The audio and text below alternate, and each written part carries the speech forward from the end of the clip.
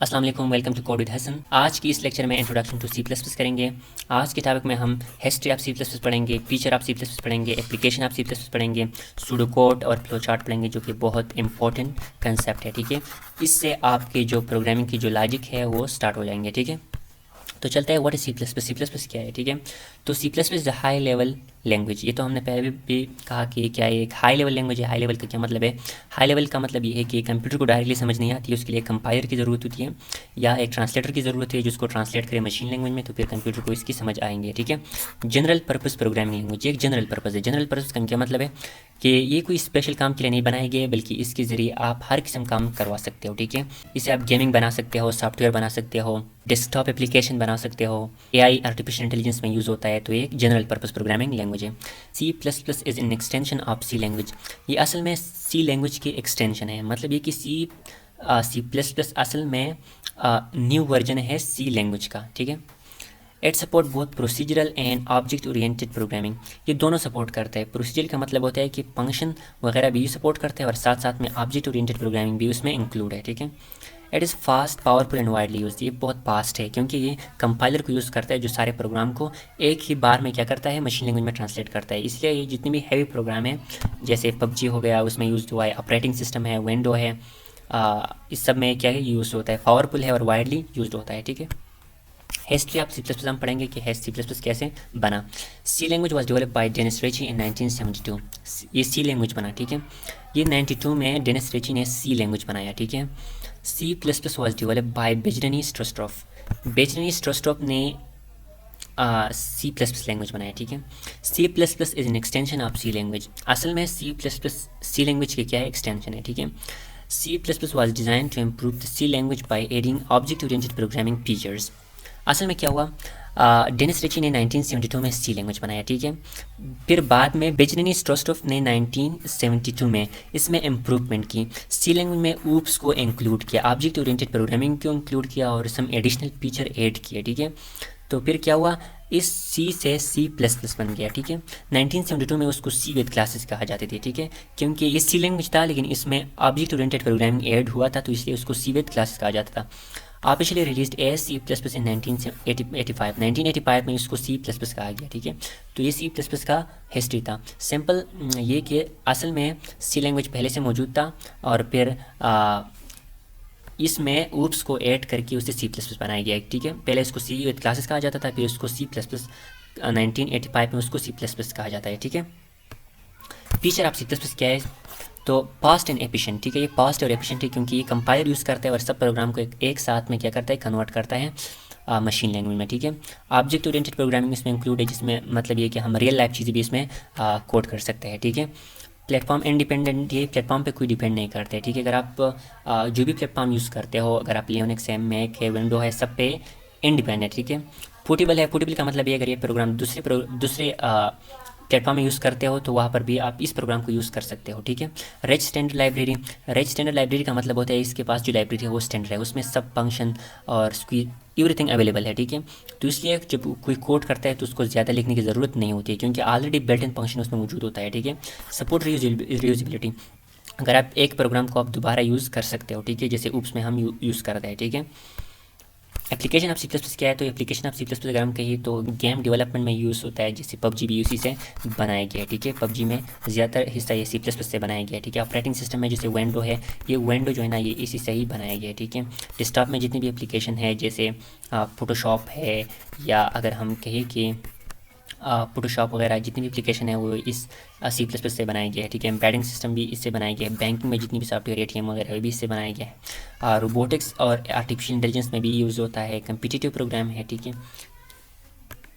Y learn C plus plus. C plus क्यों सीखे? ठीक है, तो स्ट्रांग प्रोग्रामिंग फाउंडेशन। अगर आपका फर्स्ट लैंग्वेज है सी प्लस प्लस तो ये सीखिए। अगर आप ये सीखे ना तो आपकी जो प्रोग्रामिंग की जो फाउंडेशन है वो बहुत स्ट्रांग होंगे। ठीक है, बाकी जब आप कोई लैंग्वेज सीखेंगे तो आपके लिए ईजी बन जाएगा। Easy transition to other language. अगर आप ये सीखेंगे तो बाकी लैंग्वेज आप जब जाते हो तो आपके लिए ईजी होगा। ठीक है, जैसे मैंने खुद ये सी प्लस पहले सीखा, फिर पाइथन जब मैं सीखता हूँ तो मेरे लिए बहुत ईजी था, ठीक है। मुझे उसके हर कंसेप्ट ईजी समझ आता था, ठीक है। हाई परफॉर्मेंस है, ठीक है, हर चीज़ में यूज़ होता है, हाईली परफॉर्मेंस है, ठीक है। यूज इन सॉफ्टवेयर डेवलपमेंट में यूज़ होता है, अगर आप सॉफ्टवेयर डेवलपमेंट करना चाहते हैं तो सी प्लस वहाँ पर भी यूज़ होता है। डेटा स्ट्रक्चर एल्गोरिथम में भी, DSA में भी यूज होता है, ठीक है। What is pseudo code? Pseudo code क्या चीज़ है? तो जैसे आप नाम को देखिए, सूडो का मतलब पाल्स होता है और कोड का मतलब कोड होता है, तो ये कोड होता है लेकिन ये पाल्स कोड होता है, ठीक है। Writing step by step solution of program using simple English. अगर हमें कोई प्रॉब्लम दिया जाए, हम उसकी सोल्यूशन लिखते हैं लेकिन कोड में नहीं लिखते हैं बल्कि सिंपल इंग्लिश में लिखते हैं, ठीक है। तो इसको हम सूडो कोड कहते हैं। Understandable to human not a computer, तो सिंपल बात है, सिंपल इंग्लिश जो ह्यूमन को अंडरस्टैंड होगा, कंप्यूटर को उसकी समझ नहीं आते होंगे, ठीक है। Easy to understand and use to plan a logic for a solution of a problem. ये क्या है? इजी टू अंडरस्टैंड है, हर किसी को इसकी समझ आती है। And use to plan a logic for a solution of a problem, और एक प्रॉब्लम की सोल्यूशन हम इसी से प्लान कर सकते हैं, ठीक है। Use to reduce coding error, coding error को हम इसके ज़रिए रिड्यूस कर सकते हैं क्योंकि ऑलरेडी हमने लिखा हुआ है इंग्लिश में, तो ओनली हमें कोडिंग में ट्रांसलेट करना पड़ता है, ठीक है। एग्जाम्पल, हमें एक प्रॉब्लम किया कि टू नंबर है उसको ऐड कर, जैसे A एंड B है उसको ऐड कर, ठीक है। तो उसको हम सूडो कोड के जरिए कैसे लिखेंगे, हम जो स्टेप बाय स्टेप उसकी सोल्यूशन है हम कैसे लिखेंगे। पहले हम कोडिंग को स्टार्ट करेंगे, ठीक है। स्टार्ट हमने लिया, फिर हमने दो नंबर इनपुट किए, एक A है एक B है, इसको हमने इनपुट किया, फिर हमने क्या किया, सम किया। थर्ड स्टेप में हमने सम किया, हमने A को और प्लस B को सम किया, ठीक है। फोर्थ स्टेप में हमने फिर सम को प्रिंट किया, ठीक है, कि आपने सम में किया है, ठीक है, तो वो सम हो जाएगा, ठीक है। और फिर हमने प्रोग्राम को एंड किया। तो ये हमने एक प्रॉब्लम था, उसकी सोल्यूशन हमने लिखा लेकिन इंग्लिश में लिखा, ठीक है, कोडिंग में नहीं लिखा, ठीक है। तो ये क्या हुआ, ये सूडो कोड हो गया। अब फ्लो चार्ट क्या है? तो फ्लो चार्ट भी सूडो कोड की तरह है, लेकिन सूडो कोड में हम सिंपल इंग्लिश में लिखते थे, यहाँ हम डायग्राम यूज़ करते हैं। Flow chart is a graphical representation of program using standard symbol.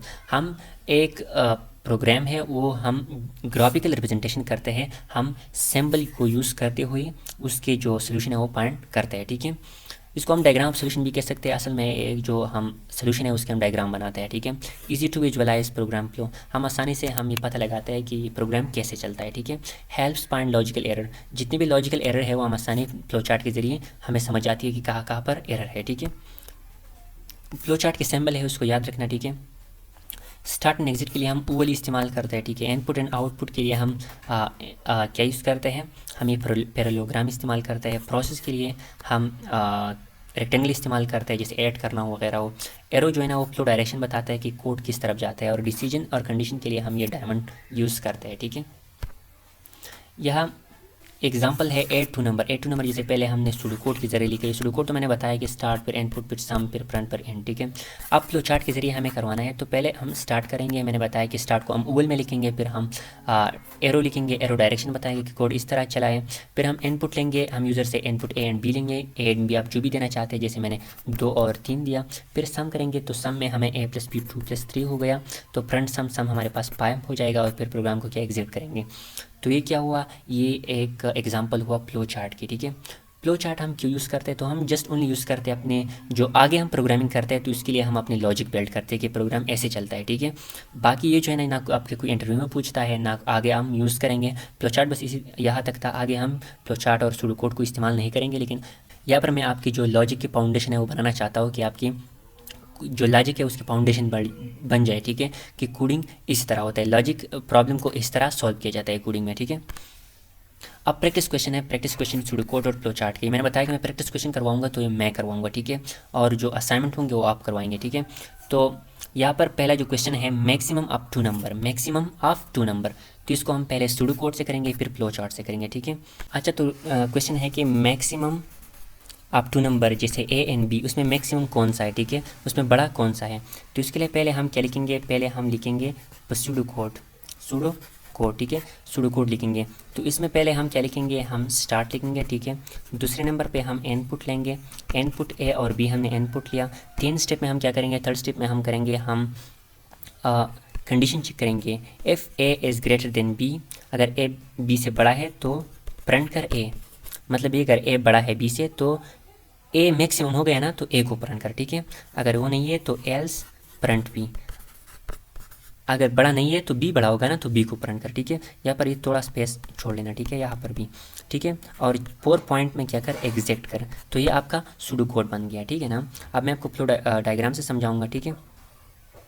तो यहाँ पर देखिए यहाँ पर पहले क्या होगा, यहाँ पर स्टार्ट हम लिखेंगे ऊगल मैंने आपको बताया था इस तरह, ठीक है। फिर हम इनपुट लेता है तो इनपुट को हम लिखेंगे एक पैरेललोग्राम में, ठीक है, मैंने लिखा, ठीक है। थर्ड स्टेप में हम यहाँ पर कंडीशन है तो कंडीशन को हम एक बॉक्स में एक डायमंड में लिखेंगे, ठीक है। तो A is greater than B, तो यहाँ इसको मैं एक डायमंड में लिखूँगा, ठीक है। तो डायमंड जो है ना, इसमें कंडीशन है और कंडीशन की दो पॉसिबिलिटीज़ होता है, ठीक है। या तो ये येस होगा और या क्या होगा, या नो होगा, ठीक है। तो अगर येस है मतलब ए बी से बड़ा है तो ए को प्रिंट कर, मतलब ए मैक्सिमम है, ठीक है। तो ए को प्रिंट कर, ठीक है। अगर नहीं है तो प्रिंट बी, तो फिर आपको बी को प्रिंट करना है तो फिर बी क्या होगा, मैक्सिमम होगा, ठीक है। और फिर एग्जैक्ट कर, राइट। अब मैं आपको एग्जांपल से समझाऊंगा, ठीक है। यहाँ पर जिसने एग्जांपल ये 3 है और ये 2 है, ठीक है, ये 2 हो गया, ठीक है। तो अब देखिए 3 ग्रेटर देन 2, 3 ग्रेटर देन 2, तो ये क्या है, ये है ना, राइट है ना। तो प्रिंट ए को प्रिंट कर, एक क्या है, एक 3 है। तो देखिए 3 मैक्सिमम है कि नहीं है, 3 मैक्सिमम है ना। अगर यहाँ पर इसके बजाय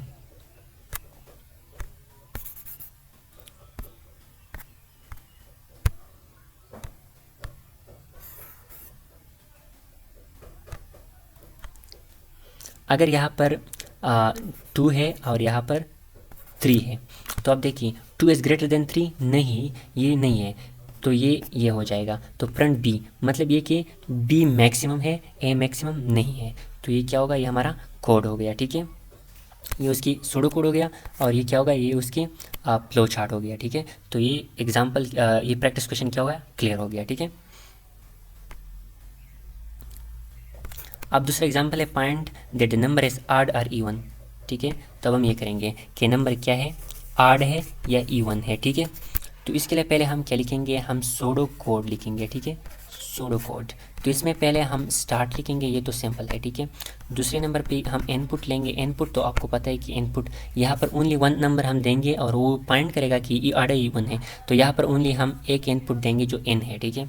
थर्ड नंबर पे कंडीशन है, ठीक है। कंडीशन के लिए हम इफ इस्तेमाल कर देते हैं, if n modulo 2 equal to 0, तो print even, else odd, print odd, और 4 नंबर पे एग्जैक्ट। अब यहाँ पर आपको ये समझना है कि ये यहाँ पर इसका क्या मतलब है, ठीक है। तो यहाँ पर मैं आपको समझाऊंगा, ठीक है। n मॉड्यूलो 2 का क्या मतलब है, n मॉड्यूलो 2 का मतलब होता है कि n को 2 पे डिवाइड कर और उसका रिमाइंडर क्या है, ठीक है। यहाँ इसका मतलब रिमाइंडर है, ठीक है। बेसिकली यहाँ पर उसका मतलब क्या है, रिमाइंडर है, ठीक है। अगर n को आप 2 पे डिवाइड करो और उसका रिमाइंडर 0 का बराबर हो गया तो ये इवन होगा, ठीक है। अगर बराबर नहीं हो गया तो एक फिर क्या होगा, ये आड होगा, ठीक है। या मैं एक एग्जांपल दूंगा, अगर n की जगह मैंने 5, यहाँ पर मैंने 4 एंटर किया, ठीक है। n की जगह मैंने 4 एंटर किया, 4 मॉड्यूलो 2 इक्वल टू 0, ठीक है। तो 4 को 2 पे डिवाइड कर, 2 2 जार 4, ठीक है। यहाँ पर नीचे 0 है गया, जो 0 हमारे पास रिमाइंडर है, ठीक है। तो इसका मतलब है कि इक्वल हो गया, यानी 4 मॉड्यूलो 2 इक्वल टू 0, तो ये नंबर क्या होगा, ये इवन हो गया, 4 इवन है ना, इस तरह है, ठीक है। अगर आपने 5 एंटर किया, ठीक है, तो 5 मॉड्यूलो 2 इक्वल टू 0, ठीक है। तो अब देखिए 5 मॉड्यूलो 2, 2 2 जार 4, तो यहाँ पर 1 रिमाइंडर आ गया, क्या आ गया, 1 रिमाइंडर आ गया। तो 1 अगर रिमाइंडर आ गया तो इसका मतलब है कि 5 modulo 2 is not equal to 0, ठीक है। अगर नॉट इक्वल टू 0 है तो इसका मतलब ये कि ये नंबर क्या है, आड है, तो आड को प्रिंट कर, ठीक है। अब यहाँ पर मैं डबल इक्वल साइन पुट करता हूँ तो ये कोडिंग में आता है, बाद में आपको समझ आएगी, अब आपको समझ नहीं आएंगे, ठीक है। इसमें कोई टेंशन नहीं है, ठीक है। यहाँ पर भी मैंने ये डिफरेंट सिंबल इस्तेमाल किया, लेकिन उसका कोई टेंशन नहीं लेना है, बाद में हम एक्सप्लेन करेंगे, ठीक है। तो उसकी समझ आ गई ना, सिंपल। अब हम उसके फ्लो चार्ट बनाएंगे। तो फ्लो चार्ट में मैंने बताया था कि पहले हम स्टार्ट लेंगे, स्टार्ट में हम ऊगल लिखेंगे, फिर हम क्या लिखेंगे, फिर हम इनपुट लेंगे और इनपुट को हम पैरेललोग्राम में लिखेंगे, ये n इनपुट है, ठीक है। इसको मैंने पैरेललोग्राम में लिखा। फिर हम नीचे कंडीशन लिखेंगे, तो कंडीशन के लिए पहले हम ये डिसीजन ब्लॉक बनाएंगे और डिसीजन ब्लॉक में हम लिखेंगे कि n मॉड्यूलो 2 इक्वल टू 0। अगर n मॉड्यूलो 2 इक्वल टू 0 हो गया तो ये या तो येस होगा या नो होगा, और यह क्या होगा, या येस होगा, ठीक है। अगर येस है तो फिर क्या कर, प्रिंट इवन, तो नंबर जो है ना वो क्या होगा, वो इवन होगा। अगर नहीं है तो प्रिंट आड, ठीक है ना, और लास्ट में एग्जैक्ट, ठीक है ना। तो ये प्रोग्राम हो गया। अब मैं आपको एक और एग्जांपल भी दूंगा। फॉर एग्जांपल यहाँ पर हम लिखते हैं एन जो है ना, एन पुट करते हैं, तो एन की जगह हम लिखते हैं 10 हमने एंटर किया, ठीक है। तो ये क्या करेगा, 10 को डिवाइड करेगा 2 पे, तो 2 5 ज़ार 10, तो रिमाइंडर क्या आएगा, 0 आएगा। तो इसका मतलब ये है कि 10 मॉड्यूल 2 इक्वल टू 0, 0 के बराबर है। तो प्रिंट कर, क्या प्रिंट कर E1 को प्रिंट कर, ठीक है। अगर हम 11 को कर लेते हैं तो 11 क्या आ जाएगा, 2 पे हम डिवाइड कर देते हैं, 2 5 ज़ार 10, 1 रिमाइंडर फिर भी आता है। जब 1 रिमाइंडर आता है तो इसका मतलब ये हुआ कि ये जो है ना ये 9 है, और जब 9 आ जाता है तो यह हम क्या प्रिंट करते हैं, हम ऑड प्रिंट करते हैं, ठीक है। तो ये नंबर क्या है, 8 है। मेरे ख्याल से आपको समझ आएगा कि फ्लो चार्ट की और सूडो कोड की, ईजी है, सिंपल है। यहाँ आप सिर्फ लॉजिक बिल्ड करो, आगे हम इसको एक्सप्लेन करेंगे कोडिंग के ज़रिए, ठीक है। तो ये जो है ना, ये दोनों मैंने सॉल्व किया। अब आपका ये काम है कि calculate the area of square, इसको सॉल्व करिए, ईजी है। जस्ट स्टार्ट लेना है, इनपुट लेना है, फिर जो है ना प्रोसेस में आपने क्या लिखना है कि area is equal to A×A, और फिर प्रिंट करना है एरिया को और एग्जिट करना है, ठीक है। मैक्सिमम 2 नंबर है तो मैंने, ये मिनिमम है, ठीक है, मैक्सिमम नहीं है, ये मिनिमम है, ठीक है। मिनिमम ऑफ 2 नंबर फाइंड करना है, ठीक है। और find that the person is greater than 18 or not. तो यहाँ पर आपने शख्स को एक पर्सन है वो 18 साल से बड़ा है या छोटा है, ठीक है। तो इसके लिए कंडीशन क्या इस्तेमाल करना है कि पर्सन जो है ना वो ग्रेटर आर इक्वल टू 18 है या नहीं है, ठीक है। या ग्रेटर होगा या इक्वल हो 18 का, अगर है तो येस, अगर नहीं है तो नो, ठीक है। या तो येस होगा और या नो होगा, तो ये कंडीशन इस्तेमाल करना है, ठीक है। अब मैं आपको एक होमवर्क भी देंगे, एक और क्वेश्चन भी ऐड करना चाहूँगा कि एक नंबर जो है ना ये प्राइम है या कंपोजिट है, ठीक है। अगर ये एग्जांपल आप कर लेते हैं तो आप मास्टर बन जाएंगे फ्लो चार्ट और सूडो कोड के, ठीक है। ये आगे हम कर लेंगे, लेकिन अब अगर आप सूडो कोड और फ्लो चार्ट के जरिए करेंगे तो आगे आपको आसानी होगी, ठीक है। Thank you for watching lecture number 2, be ready for lecture number 3, जिसमें हम VS code and C++ installation and setup बताएंगे, ठीक है। अगर आपको ये वीडियो अच्छी लगी हो तो प्लीज़ चैनल को सब्सक्राइब करें और कम से कम एक लाइक और कमेंट ज़रूर कर लेना, ठीक है। Thank you.